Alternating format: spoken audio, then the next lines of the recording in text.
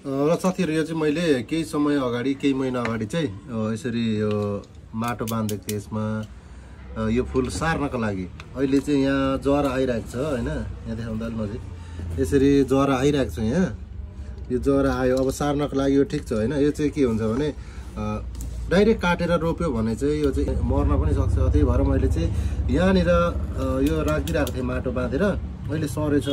अनि अब यसलाई म काटेर हेर्दैछु एकचोटि कस्तो भएछ है त। यसको यहाँ तल आँखा रहेछ, तलबाट काट्छु।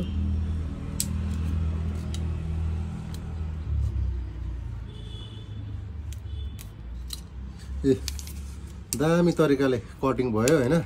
यहाँ यसको जरा पनि पलाएको छ। अब यसलाई चाहिँ म अर्को ठाउँमा रोपिदिन्छु हैन।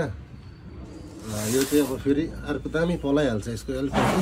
एकचोटि हेरौँ यसलाई, यसको माटो काटेर हेर्छु म नजिक ल्याउँदा।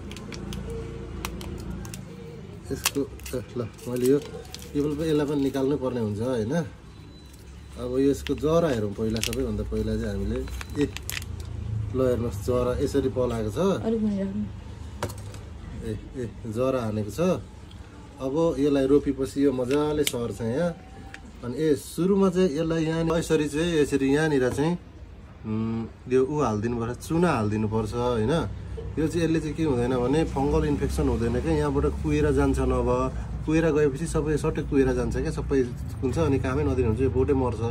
यसो गरेपछि यो यसरी लगाइसकेपछि एकछिन सुक्न दिने, सुक्छ। अनि सुकेपछि यो माटोमा गाड्नुपर्छ, दामी हुन्छ।